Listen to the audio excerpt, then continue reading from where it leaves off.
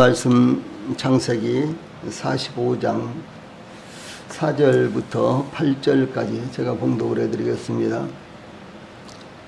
하나님의 말씀 창세기 45장 4절부터 8절 말씀까지입니다. 제가 봉독을 해드리겠습니다. 요셉이 형들에게 이르되 내게로 가까이 오소서. 그들이 가까이 가니 이르되 나는 당신들의 아우 요셉이니 당신들이 애굽에 판 자라. 당신들이 나를 이곳에 팔았다고 해서 근심하지 마소서. 한탄하지 마소서. 하나님이 생명을 구원하시려고 나를 당신들보다 먼저 보내셨나이다. 이 땅에 2년 동안 흉년이 들었으나 아직 5년은 밭가리도 못하고 추수도 못할지라. 하나님의 큰 구원으로 당신들의 생명을 보존하고 당신들의 후손을 세상에 두시려고 나를 당신들보다 먼저 보내셨나니 그런즉 나를 이리로 보낸 이는 당신들이 아니요 하나님이시라. 하나님이 나를 바로에게 아버지로 삼으시고 그 온 집의 주로 삼으시며 애굽 온 땅의 통치자로 삼으셨나이다. 아멘. 8절 말씀까지 봉독을 해드렸습니다. 말씀드렸던 대로 창세기 45장은 성경에서 가장 극적인 이와 같은 장면이 담겨져 있고 그리고 또 여러 가지로 저희들에게 모형적으로 주 예수님에 대해서 계시하는 이와 같은 부분이 아주 다양하고 또 뿐만 아니라 저희들에게도 여러 가지 측면에서 실질적으로 또 상징적으로 교훈하는 것이 굉장히 많은 이와 같은 장입니다. 그러므로 저희들이 창세기 45장을 이렇게 강의를 한다고 했을 때요, 아주 다양한 방법으로 강의가 가능하며 또 뿐만 아니라 참으로 많은 시간을 할애해서 이 창세기 45장을 저희들이 살펴볼 수도 있습니다. 그러나 저희들이 또 시간을 항상 시간의 구애를 받고 있기 때문에 한도 끝도 없이 창세기 45장에서만 머무를 수가 없기 때문에 아주 가장 주가 되는 이와 같은 핵심적인 부분만을 저희들이 살펴보면서 지나가게 될 것입니다. 오늘 저녁에는 창세기 45장 4절로 8절 말씀을 통해서 역사의 주관자이신 하나님, 역사의 주권자이신 하나님, 이런 주제로 말씀을 전해드리겠습니다. 유다의 탄원을 들은 애굽의 총리 요셉은 시종하는 자들 앞에서 그 정을 억제하지 못하고 소리질러 모든 시종하는 사람들을 다 물리친 후에 형제들에게 자기를 알렸습니다. 요셉은 감격하여 큰 소리로 울었는데 그 울음소리가 그 집 사람들에게 다 들렸으며 애굽의 바로의 궁중에도 다 들렸습니다. 드디어 애굽의 총리 요셉은 형제들에게 나는 요셉이라 내 아버지께서 아직 살아계시니까 라고 자신을 밝히면서 아버지 야곱의 안부를 물었습니다. 그러나 형들은 자신을 밝힌 요셉 앞에서 놀라 대답하지 못했습니다. 이어지는 말씀은 요셉이 자신을 밝힌 후 반가워하고 기뻐해야 할 형제들이 두려움에 질려 떨고 있을 때 그 형제들을 위로하는 말을 하고 있는 내용이 되는 것입니다. 그 위로 속에는 요셉의 신앙과 하나님의 섭리가 담겨져 있는 것을 볼 수가 있습니다. 본문을 통해서 제일 먼저 4절에는 자신의 과거를 밝히는 요셉의 모습이 나타나고 있습니다. 이것은 다른 말로 한다면 형제들의 죄악을 밝히고 있는 요셉의 모습이 나타나고 있습니다. 요셉은 그 형제들에게 자신의 신분을 밝히면서 내게로 가까이 오소서라고 불렀습니다. 요셉은 애굽의 총리인 자신이 나는 요셉이라 라고 그 형제들에게 자신을 밝히면서 가까이 오라고 불렀습니다. 이와 같이 요셉은 자신들의 죄로 인해서 당황해하며 두려워하고 있는 형제들을 안돈시키고 위로했습니다. 지금까지 요셉은 애굽의 총리로 형제들을 대했는데 이 순간부터 애굽의 총리가 아니라 형들의 동생으로 자신을 나타내고 있는 모습이 나타나고 있습니다. 요셉의 요청대로 형제들이 요셉에게 가까이 이르자 요셉은 나는 당신들의 아우 요셉이니 라고 자신이 요셉이요 동생으로 형제들에게 겸손하게 이야기하기 시작했습니다. 이어서 요셉은 형들을 향해서 나는 당신들의 아우 요셉이니 당신들이 애굽의 판자라 4절에 이렇게 자신의 신분을 더욱 분명하게 밝혔습니다. 요셉은 여기에서 형제들이 지은 죄에 대해서 직접적으로 언급을 했습니다. 형제들이 요셉을 애굽에 팔았던 것은 요셉과 형제들만이 알고 있는 비밀에 속한 것이었습니다. 예, 그런데 애굽의 총리가 자신은 형제들의 동생 요셉이라고 밝히면서 형제들이 애굽에 팔았던 자라고 여기에 덧붙이고 있는 것입니다. 무엇보다도 형제들은 요셉을 죽이기 위해 구덩이에 빠뜨렸던 것과 피를 흘림으로 죽이기보다는 애굽에 팔아버리는 것이 같은 형제로서 더 낫다고 생각하고 팔아버렸던 일을 생각하기조차 사실은 싫어했던 것입니다. 물론 그 당시에는 자신들이 잘했다고 생각을 했습니다. 귀찮은 동생 한 사람 깨끗하게 처리했다고 생각했던 것입니다. 그러나 이제 형제들은 요셉을 죽이려고 했으며 팔아버렸던 일에 대해서 가장 뼈아프게 그리고 부담스럽게 생각하고 있었습니다. 그들은 그 사건을 속히 완전히 잊어버리고 싶었습니다. 그러나 그들에게 해결하기 어려운 일이 닥칠 때 요셉에 대한 죄악이 생각났으며 그들도 그 죄악 때문에 그들이 고난을 당하고 있다고 생각이 되었던 것입니다. 그런데 이 장보인인 요셉이 그들의 생명을 좌우할 수 있는 주권자로 그들 앞에 나타났습니다. 이제 형제들은 어떤 것도 변명할 수가 없게 되었습니다. 그러나 요셉이 자신을 밝히면서 형제들에게 나는 당신들의 아우 요셉이니 당신들이 애굽의 판자라 이렇게 할 때 이 형제들의 잘못을 책망하고 추궁하기 위해 자신을 밝히고 형제들의 죄를 언급한 것이 아니었습니다. 오히려 형제들이 그들의 죄책에서 벗어남으로 자유롭게 해주고자 그들의 결정적인 잘못을 밝히고 있는 것입니다. 형제들로서는 장보인인 요셉이 나타났으며 그들이 요셉을 팔아버렸다는 과거의 죄를 언급함으로 변명할 수가 없게 되었습니다. 요셉의 짐승에게 찢겼다고 너스레를 피울 수도 없었습니다. 그러므로 형제들은 그들의 가슴을 쥐어짜고 자신들은 감히 요셉 앞에 설 수 없는 죄를 범한 자들이라는 것을 시인하지 않을 수가 없었으며 사실을 그대로 고백하지 않을 수 없는 상황에 이르게 되었습니다. 자기 몫을 요청하여 아버지의 집을 떠난 둘째 아들은 모든 돈을 다 탕진해 버리고 굶주린 배도 채우지 못하게 되자 아버지의 집이 생각났습니다. 그는 아버지의 집으로 돌아오기를 결심하면서 누가복음 15장 18절 19절에 보면 아버지 내가 하늘과 아버지께 죄를 지었사오니 지금부터는 아버지의 아들이라 일컬음을 감당하지 못하겠나이다. 나를 품꾼의 하나로 보소서 하리라 이렇게 생각했습니다. 이 요셉의 형제들은 나는 요셉이라 당신들이 애굽의 판자라 이렇게 했을 때요 내 동생 요셉 그렇게 감히 말할 수가 없었겠죠. 예. 요셉아 우리는 너의 형의 입장이 되지 못한다. 나는 너의 형이라고 부름을 받을 수도 없는 자야. 나는 요셉 너의 우리는 요셉 너의 형제들하고 부름을 받을 수도 없는 자야. 이렇게 속으로들 생각을 했을 것입니다. 그렇게 그들이 요셉에게 범한 죄는 정말 그렇게 쓰라린 죄악으로 그들에게 생각이 되었던 것입니다.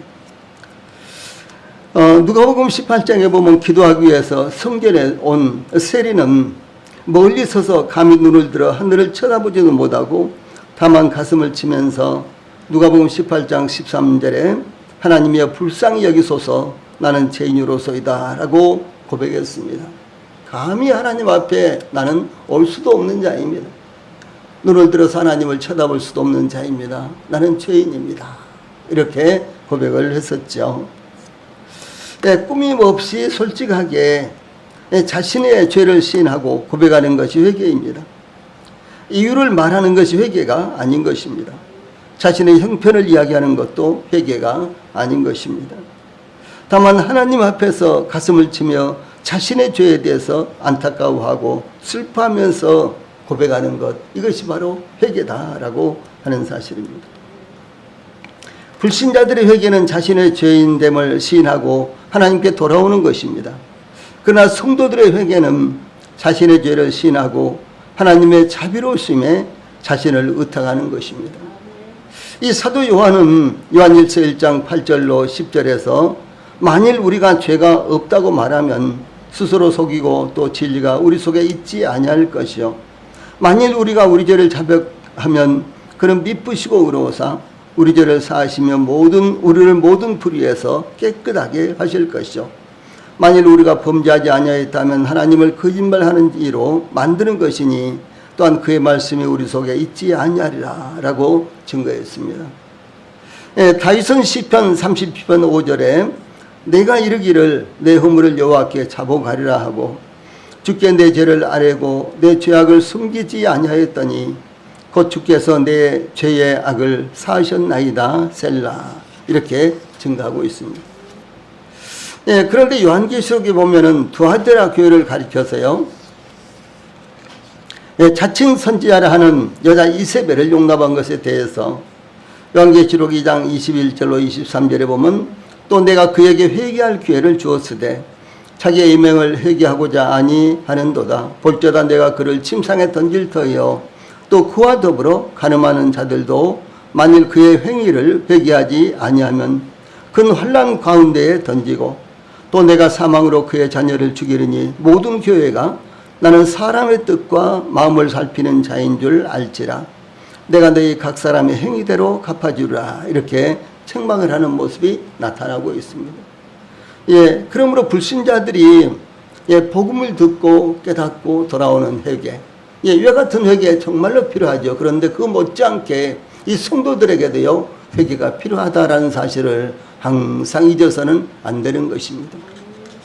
우리 하나님께서 저희들에게 기회를 주실 때 회개할 만한 이와 같은 상황을 주실 때 그와 같은 말씀을 통해서 저희들이 회개를 정말 회개할 것이 많이 있구나 이와 같은 사실을 깨닫게 될 때 우리는 지체하지 말고 즉각 회개하고 하나님 앞에 엎드려야 되는 것입니다. 그래서 회개함으로 말미암아 그 죄를 버리고 그리고 하나님을 새롭게 섬기는 계기가 되어야만 되는 것입니다. 이와 같이 요셉의 형들의 죄악은 도저히 용서받을 수 없는 것이었습니다. 그러나 그들이 자신들의 죄에 대해 진실된 마음을 가졌을 때 요셉은 형들의 죄를 묻지 않았으며 책망하지 않았습니다.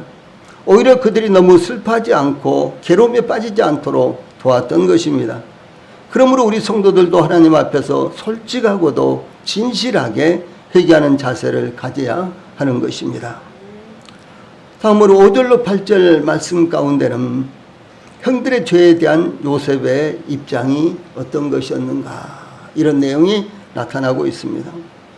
요셉은 이어서 안절부절하는 형제들에게 당신들이 나를 이곳에 팔았다고 해서 근심하지 마소서 한탄하지 마소서 하나님이 생명을 구원하시려고 나를 당신들보다 먼저 보내셨나이다. 5절이죠. 이렇게 말했습니다. 요셉의 말은 형들로서는 애굽의 총리가 동생 요셉이었다는 것만큼이나 깜짝 놀랄 만한 일이었습니다. 틀림없이 당장 책임을 묻거나 보복할 수 있을 텐데 요셉이 당신들이 나를 이곳에 팔았다고 해서 근심하지 마소서 한탄하지 마소서라고 하는 말은 자신들의 귀를 의심할 만한 말이었다라고 하는 것입니다. 그래서 이제 요셉의 신분이 밝혀지자 형제들은 정말 근심했습니다. 그리고 자신들의 과거의 잘못에 대해서 한탄했습니다. 왜 근심했을까요? 만약에 요셉이 보복을 한다면 우리는 살아남을 수 없을 텐데 정말 우리는 아마 영원히 요셉의 노예가 되어야 될 텐데 이런 생각을 가졌을 수 있겠죠. 그 다음에 한탄한 것은 정말 우리가 잘못했어. 어떻게 우리가 형제를 그 요셉을 특별히 아버지가 그렇게 사랑하는 요셉을 죽이려고 했을까? 어떻게 우리가 그 요셉을 애굽 사람들에게 노예로 팔아버리고 말았을까? 그런 것을 생각할 때요 정말 한탄스러웠다라고 하는 것입니다. 이게 한탄하다라는 말은요, 불타다 그런 말입니다. 그래서 이런 뜻으로서 불타다라는 뜻으로 자신의 행위에 대해 심히 애태우며 안타까워하는 것을 의미합니다. 즉 범죄자가 곧 체포될 것을 염려하여 두려워하면서 안절부절하는 모습을 가리키는 것입니다. 그런데 요셉은 형제들이 자신을 애굽에 팔았다고 근심하지 말고 한탄하지 말라는 것이었습니다. 요셉과 같은 위치에 있는 사람이 이와 같이 너그럽게 용서하고 받아들일 수 있는 것은 하나님의 은혜를 입은 사람이 아니라면 결코 감당할 수 없는 일이다라고 하는 사실입니다. 요셉은 자신에 대한 형제들의 죄악을 묻지 않고 덮어줄 뿐만 아니라 그들이 그 문제로 인해서 걱정하는 것까지도 이루하고 있는 것입니다. 그러므로 이와 같이 자비를 베풀며 아량을 베풀 수 있는 것은 하나님의 은혜로 역경을 이긴 자가 갖는 하나님의 자비심이 없이는 불가능한 일이다라고 하는 사실입니다. 예수님께서 형제들이 죄를 범했을 때 어떻게 해야 하는가에 대해서 교훈하셨을 때 베드로가 예수님께 나와서 주여 형제가 내게 죄를 범하면 몇 번이나 용서하여 주리이까 7번까지 하오리까 라고 하면서 마태복음 18장 21절에 이와 같은 말씀이 있는데 베드로가 이렇게 물었습니다. 그때 예수님께서 마태복음 18장 22절에서 내게 이르노니 7번뿐 아니라 7번을 70번까지도 할지니라 이렇게 말씀하셨습니다. 곧 이어서 예수님께서는 이제 이 말씀의 한 비유를 이 말씀을 설명하기 위해서 한 비유를 말씀을 하십니다. 그래서 예수님께서 천국은 그 종들과 결산하려 하던 어떤 임금과 같은데 10,000달란트 빚진 자가 갚을 것이 없자 참아 주신다면 다 갚겠나이다 이렇게 말하자 그 주인이 그 종을 불쌍히 여겨 10,000달란트나 되는 돈 다 탕감하여 줬는데 10,000달란트는요 아주 엄청나게 많은 돈입니다. 그 종은 자기에게 이제 여같이 그 종은 주인이 10,000달란트나 되는 그 돈을 전부 다 탕감해 줬는데 이제 그 종은 자기에게 100데나리온 빚진 동료 한 사람을 붙들어서 이것은 100분의 1도 안 되는 것과 같은 돈이었습니다. 그런데 자기에게 이와 같이 빚진 동료 한 사람을 붙들어 빚을 갚으라고 요구를 했는데 그 동료가 갚을 것이 없자 나에게 참아 주소서 갚으리다 라고 엎드려 간구를 했지만 허락하지 않고 그가 빚을 갚도록 옥에 가두었는데 그 소식을 그 주인이 들었습니다. 그러자 그 주인이 그 종을 불러다가 나에게 악한 종아 내가 빌기에 내가 내 빚을 전부 탕감하여 주었거늘 내가 너를 불쌍히 여김과 같이 너도 내 동료를 불쌍히 여김이 마땅하지 아니하냐 라고 책망하면서 옥졸에게 넘겼다라는 비유를 말씀을 하셨습니다. 이 비유가 무슨 의미가 될까요? 그래서 예수님께서 마태복음 18장 35절에서 너희가 각각 마음으로부터 형제를 용서하지 아니하면 나의 하늘 아버지께서도 너희에게 이와 같이 하시리라 이렇게 말씀을 하셨습니다. 이 동료의 100달란트 진 빚을 용서하지 못한 종이 외형적으로 볼 때 10,000달란트나 되는 갚을 수 없는 빚 때문이 아니라 그 빚 모두를 탕감받은 은혜를 입고서도 자신은 형제의 죄를 용서하지 않는 것 때문이었습니다.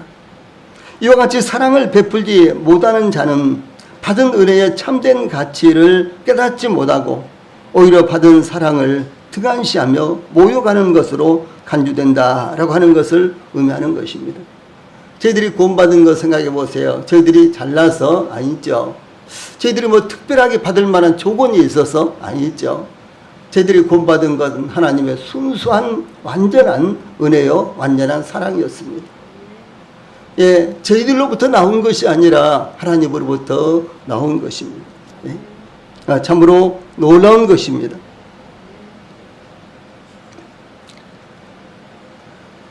그러므로 이와 같이 사랑을 베풀지 못하는 자는 받은 은혜의 참된 가치를 깨닫지 못하고 오히려 받은 사랑을 등한시하며 모욕하는 것으로 간주한다라고 하는 것을 의미를 합니다. 그러므로 요셉은 자신이 하나님께 받은 사랑을 생각할 때 자신을 죽이려고 하다가 애굽에 팔아버린 형제들의 죄를 얼마든지 묻지 않고 용서할 수 있었다는 것을 의미하는 것이었습니다.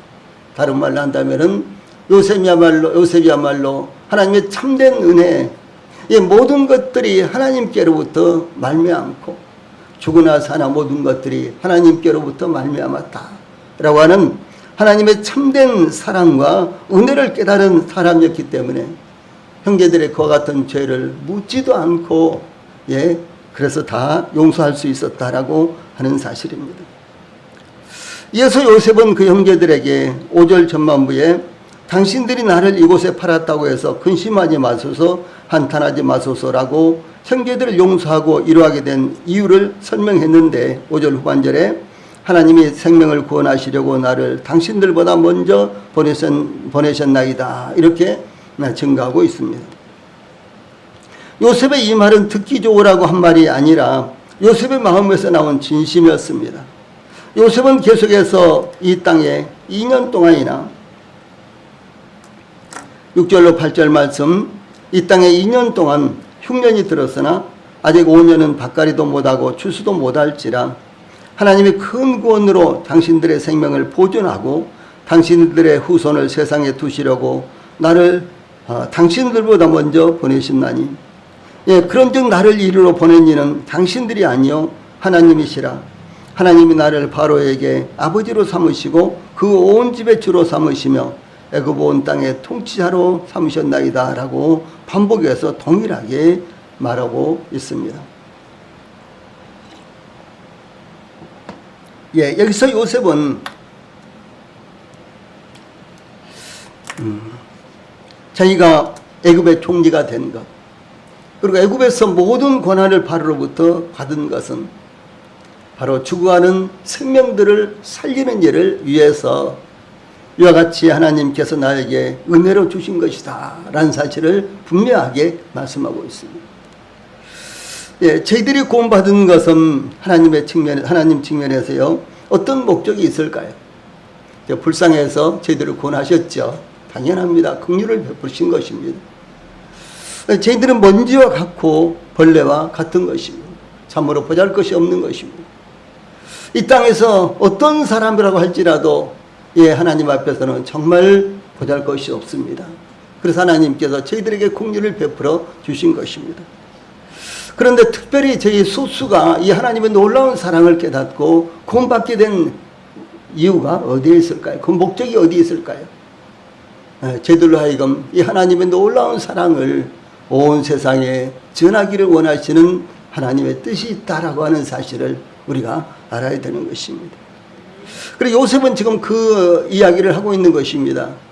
내가 비록 형들이 나를 죽이려고 해서 애굽에 팔아버렸지만 그런데도 불구하고 하나님은 그것을 선으로 바꾸사 나를 살려주셨고 뿐만 아니라 애굽에서 총리가 되고 온 땅의 주가 된 것은 바로 하나님이 모든 사람들을 살리기 위해서 저를 이렇게 세우신 것입니다 라고 이렇게 대답을 했다는 것이죠.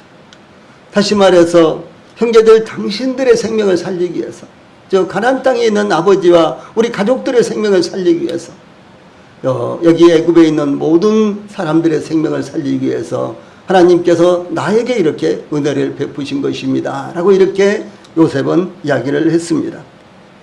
그래서 이와 같이 요셉은 형들이 자신을 죽이려다가 애굽에 팔아버렸지만 실상은 하나님이 아버지의 가족뿐만 아니라 모든 생명을 구원하시려고 나를 당신들보다 먼저 애굽에 보내셨나이다. 5절 후반절이죠. 이렇게 말했습니다.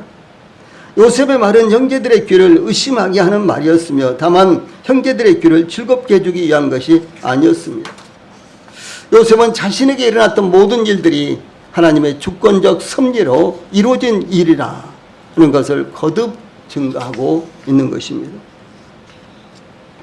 자, 그러면 여기서 우리가 잠깐 생각해 볼 수 있는 것이요. 요셉이 언제부터 자신이 애굽에 팔려온 것이 생명을 구원하기 위한 하나님의 섭리라는 것을 이해하였는지 성경에는 그것이 그 시점이 나타나지 않고 있습니다. 요셉이 왕의 죄수들을 가두는 감옥에 갇혀 애굽왕의 술 맡은 자와 떡 굽는 자의 꿈을 해석해 줄 때 술 맡은 관원장이 사흘 안에 풀려나 천직을 해부하게 될 것을 해석하면서 창세기 40장 14절로 15절에 당신이 잘 되시거든 나를 생각하고 내게 은혜를 베풀어서 내 사정을 바로에게 아뢰어 이 집에서 나를 건져 주소서. 나는 히브리 땅에서 끌려온 자요 여기서도 옥에 갇힐 일을 행하지 아니하였나이다. 이렇게 도움을 청할 때에도 자신이 생명을 구원할 자로 하나님께서 보내셨다는 것을 알고 있지 못한 것으로 보입니다. 그로부터 애굽왕 바로가 꿈을 꾸고 요셉의 도움을 받게 되어 요셉이 애굽의 총리로 등용하게 되었습니다. 아마도 그때쯤 애굽왕 바로의 꿈을 해석함으로 애굽의 총리가 됐을 때 비로소 하나님께서 모든 생명을 구원하시기 위해서 요셉 자신을 애굽으로 보내셨다는 것을 깨닫게 되었을 것으로 짐작할 수 있습니다. 그러나 이제 요셉은 하나님께서 모든 생명을 구원하시기 위해서 애굽에 보내셨다는 것을 확신하고 있었던 것입니다. 제가 지금 말씀드리려고 하는 것은 요셉이 꿈을 꿨을 때, 가나안 땅에서 꿈을 꿨을 때 이와 같은 사실을 깨닫는 것이 아니고 내가 앞으로 모든 생명을 구원하게 될 것이다. 이런 것을 깨닫게 된 것이 아니에요. 요셉이 죽을 고비를 당하면서 그리고 애굽으로 노예가 돼서 팔려갈 때 그리고 끌려갈 때도 그런 생각을 할 수가 없었을 것입니다. 보디발의 집에서 이제 가정 총무로 일할 때도 그리고 왕의 죄수들을 가두는 감옥에서 이제 또 간수의 일을 돌보고 있을 때도 요셉은 그와 같은 생각을 전혀 할 수 있는 처지가 못 됐습니다. 그런데 이제 애굽왕 바로의 꿈을 해석해 주면서 그리고 이제 총리로 임명이 되면서 드디어 요셉은 하나님께서 왜 나를 여기까지 오게 하셨고 살려주셨고 그리고 이렇게 큰 권세를 주셨는가. 아마 이렇게 묵상할 때요. 그래 맞아. 하나님께서 모든 사람들의 생명을 구원하시기 위해서 나를 지금까지 이끄셨구나라고 이렇게 깨닫게 되었을 것이라고 짐작을 할 수 있다는 사실이죠. 저희들도 마찬가지입니다. 저희들이 구원받는 순간 모든 것들을 다 깨닫고 모든 사명을 다 깨닫고 나에게는 이런 사명이 있어 저런 사명이 있어 이렇게 할 수 있는 것이 아닙니다. 점점 우리가 신앙생활을 하면서 또 말씀을 깨달으면서 말씀을 들으면서 하나님께서 저희들을 구원하신 목적이 이것이구나. 하나님께서 나를 구원하신 것은 이러이러한 목적을 가지고 나를 구원하셨구나 라고 이렇게 깨닫게 되어서 그 일을 위해서 우리 자신을 헌신하게 된다라고 하는 사실을 말씀을 드리는 것입니다. 이와 같이 하나님께서 세상을 구원하시기 위해서 그 아들을 보내셨습니다. 성경은 갈라디아서 4장 4절로 5절에서 때가 차면 하나님이 그 아들을 보내사 여자에게서 나게 하시고 율법 아래에 나게 하신 것은 율법 아래에 있는 자들을 속량하시고 우리로 아들의 명분을 얻게 하려 하심이라 이렇게 증가하고 있습니다.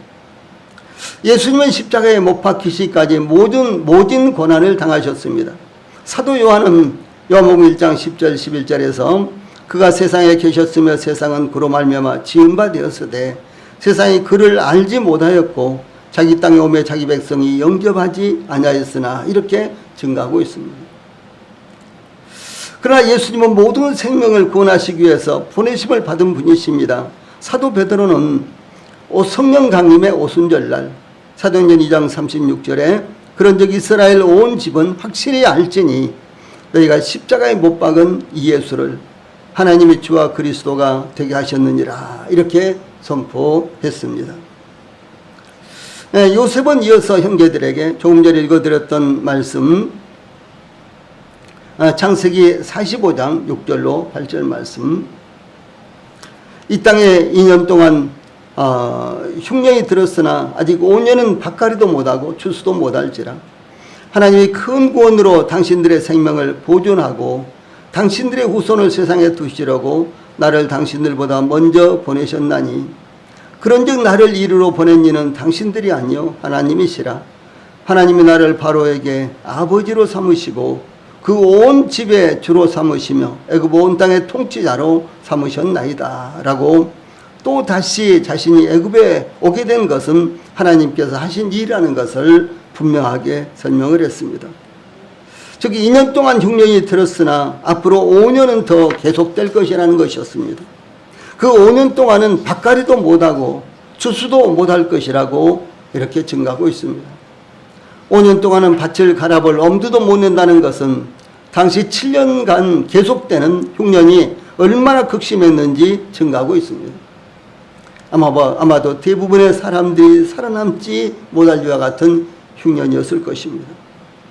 그런데 요셉은 이와 같은 극심한 상황에서도 7절 하나님의 큰 구원으로 당신들의 생명을 보존하고 당신들의 후손을 세상에 두시려고 나를 당신들보다 먼저 보내셨나이다 라고 말하므로 하나님께서 선택하시고 부르신 야곱의 가족들은 극심한 기근에도 불구하고 생명이 보존되고 그 후손도 세상에 두시기 위해서 요셉을 형들 앞서 애굽으로 보내셨다라고 하는 것입니다. 참 놀라운 일입니다. 이와 같이 하나님은 하나님의 백성들을 위해서요 미리 예비하시는 분이십니다. 예. 물론 저희들의 눈에는 보이지 않는 경우가 대부분일 것입니다. 예, 그런데도 불구하고 저희들이 때로는 고난을 당하죠. 시련을 당하죠. 저희들이 이해하지 못할 일들을 당하기도 합니다. 그런데 하나님은 저희들이 당할 일들을 위해서요 미리 모든 것들을 예비하고 계신 분이시다 라는 사실을 분명하게 말씀을 하고 계시는 것입니다. 그러므로 우리 성도님들, 저를 비롯해서 우리 성도님들, 우리가 어떤 일을 당해도 두려워하지 마십시오. 너무 슬퍼하지 마십시오. 예, 하나님은 저희들을 위해서 이와 같이 예비하시고 준비하신 하나님이십니다. 예, 하나님은 야곱의 가족들을 살리시기 위해서 무려 22년 전에 요셉을 애굽으로 오게 하셨어요. 그 여정, 그 과정은 굉장히 비참한 모습이었죠. 예, 하나님 도저히 이해가 안 됩니다. 하나님, 제가 무슨 죄를 지었습니까? 저는 아버지의 말씀에 항상 충실했습니다. 그런데 저에게 왜 이와 같은 일이 일어나야 될까요? 요셉은요 이렇게 하나님을 원망할 수도 있었을 것입니다. 그러나 하나님은 예, 야곱의 가족들을 살리시기 위해서 무려 22년 전에 요셉을 애굽으로 보내셨다라고 하는 사실이 얼마나 놀라운 것입니다. 예. 주 예수님이 지금 어디 계십니까? 승천하셔서 하나님 우편에 계시죠. 그리고 무슨 일을 하십니까? 저희들을 위해서, 예, 저희들을 위해서 처소를 예비하고 계십니다. 예. 주 예수님이 약 2000년 동안이나 저희들을 위해서 처소를 예비하고 계십니다. 말씀 한마디로 세상을 창조하신 분이 하나님이십니다. 바로 주 예수님이세요. 그런데 그 주 예수님께서 저희들을 위해서는 2000년 이상이나 예, 처소를 예비하고 계신다라고 하는 사실입니다. 그래서 저희들 모두가 다 주 예수님께서 저희들을 위해서 예비하신 영원한 처소에 도착하게 됐을 때요 제일 먼저 다들 먼저 기절할 것 같아요. 예, 제일 먼저 기절을 먼저 할 것 같습니다. 예.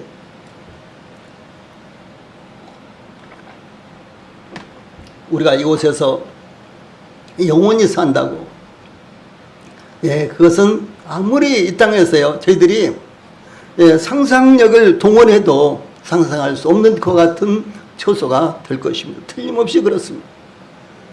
예, 우리가 요한계시록 21장이나 이런 장을 아무리 읽어봐도요 예, 가늠을 할 수가 없을 것입니다. 그래서 우리가 하나님께서 저희들을 위해서 예배해 두신 주 예수님께서 저희들을 위해서 예배하고 계신 그 처소에 도착했을 때 아마 저는 그렇게 생각해요. 제일 먼저 우리 모두가 다 기절 먼저 할 것이다 라고 이렇게 생각이 들어요.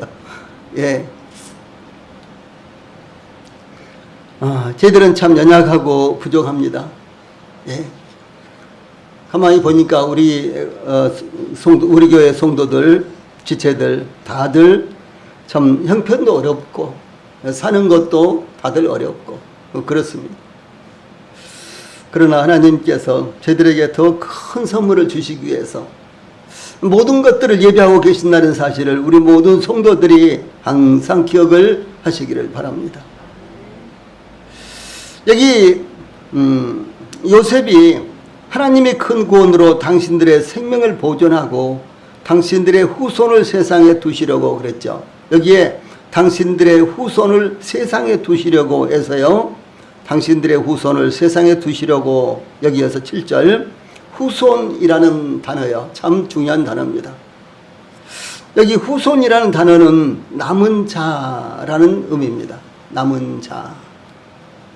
이 남은 자라는 이와 같은 의미를 가장 잘 표현하고 있는 성경이요. 이사야서예요. 그런데 이 남은 자는 어떠한 환난이나 시련에서도 결코 멸망하지 않을 것을 의미하는 이와 같은 단어입니다. 그래서 하나님께서 그 남은 자를 위해서 요셉을 미리 애굽으로 보내시고 그들을 살리시기 위해서 예비하고 계셨다라고 하는 사실입니다. 선지자 이사야는 이사야서 1장 9절에서 만군의 여호와께서 우리를 위하여 생존자를 조금 남겨두지 아니하셨다면 우리가 소돔 같고 고모라 같았으리라. 또 이사야서 6장 13절에 그 중에 10분의 1이 아직 남아있을지라도 이것도 황폐하게 될 것이나 밤나무 상수리나무가 배임을 당하여도 그 그루터기는 남아있는 것 같이 거루한 씨가 이 땅에 그루터기니라 하시더라. 이렇게 증거했습니다. 또 선지자 예레미야도 예레미야 23장 3절에 내가 내 양떼에 남은 것을 그 몰려갔던 모든 지방에서 모아 다시 그 우리로 돌아오게 하리니 그들의 생육이 번성할 것이며 이렇게 증가하고 있습니다. 그러므로 남은 자는 하나님의 보호와 은혜와 보호하심으로 멸망하지 않을 자들로서 이스라엘 민족은 영원히 멸망하지 않을 것이며 그들의 후손에서 세상을 구원할 메시아가 나오게 될 것을 의미하는 말씀입니다. 또한 하나님께서 남은 자로 교회를 이루시고 그 교회를 영원한 남은 자로 보존하신다라고 하는 사실이 구약 성경에서부터 이렇게 나타나고 있는 것입니다. 그러므로 요셉은 8절에 그런즉 나를 이리로 보낸 이는 당신들이 아니요 하나님이시라 라고 재차 증가하고 있습니다. 참 놀라운 말씀입니다. 얼마나 이 말씀 가운데 많은 의미가 담겨져 있고 많이 적용할 수 있는 의미가 담겨 있는지. 하나님께서 요셉을 애굽에 보내셔서 바로에게 아버지로 삼으시고 그 온 집의 주로 삼으시며 애굽 온 땅의 통치자로 삼으셨나이다라고 자신이 어떻게 애굽의 총리가 될 수 있었는지 증가하고 있는 것입니다. 그런즉 나를 이리로 보낸 이는 당신들이 아니요 하나님이시라. 하나님께서 저희들을 구원하시고 지금 이곳에 있게 하시는 것입니다. 그러므로 저희들을 향하신 하나님의 뜻이 무엇일까요? 요셉은 이것을 분명하게 깨달았습니다. 당신들의 생명을 구원하기 위해서 나를 당신들 먼저 보내셨습니다 라고 이렇게 요셉은 그것을 깨닫고 있다는 사실이에요. 저희들도 동일하게 하나님께서 먼저 저희들을 구원하신 것, 저희들을 먼저 구원하신 것은요, 저희들을 통해서 계속해서 복음의 말씀이 증거되고 저희들을 통해서 예수 그리스도의 냄새와 향기를 풍기게 하심으로 많은 사람들에게 이 복음을 증거하게 하기 위한 것이다라는 사실을 우리 모두가 다 잊지 않기를 바랍니다. 이와 같이 하나님은 세계 구속의 뜻을 위해서 세상을 이끌어가는 것입니다. 저희들이 구원받은 것도 복음을 전하는 것도 교회를 이루고 있는 것도 하나님의 큰 계획 안에서 이루어지고 있다라고 하는 사실입니다. 참 저희들이 연약하고 보잘것이 없습니다. 그런데 하나님의 계획 안에 저희들이 있다는 것, 이것이 얼마나 놀라운 일입니까? 저희들은 참으로 보잘것 없는 자들입니다. 그런데도 불구하고 하나님의 그 큰 계획 안에 저희들이 포함되어 있다는 것, 이것이 얼마나 놀랍고 신비스러운 일이 됩니까? 네, 저희들은 그것을 그때 그 상황 속에서 깨닫지 못하고 있습니다. 그러므로 때때로 고난과 시련이 닥쳐오더라도, 그렇죠, 요셉도 마찬가지였습니다. 팔려갈 때도, 구덩이에 빠질 때도, 팔려갈 때도, 애굽에서도 모함을 받을 때도, 그렇죠, 심지어 왕의 죄수들을 가두는 감옥에 처해질 때도 이제 정말로 절망적이다. 애굽왕 바로가 나를 어떻게 알아서 나를 꺼내주겠느냐, 나를 어떻게 알아서 나를 방면해 주겠느냐, 좀 절망적이지 않습니까? 그렇죠. 이 요셉도 이와 같은 상황 가운데서 왜 자기가 그런 고난을 당하고 있어야 되는지 전혀 알 수가 없었을 것입니다. 하나님이 왜 이런 일을 행하시는지 알 수가 없었을 것입니다. 가면 갈수록 더 깊은 웅덩이에 빠져들고 있었습니다. 가면 갈수록 자기 힘으로서는 도저히 나올 수 없는 이와 같은 곳으로 빠져들고 있었습니다. 그런데 요셉이 그것을 전혀 이해하지 못했다는 사실이죠. 알 수가 없었습니다.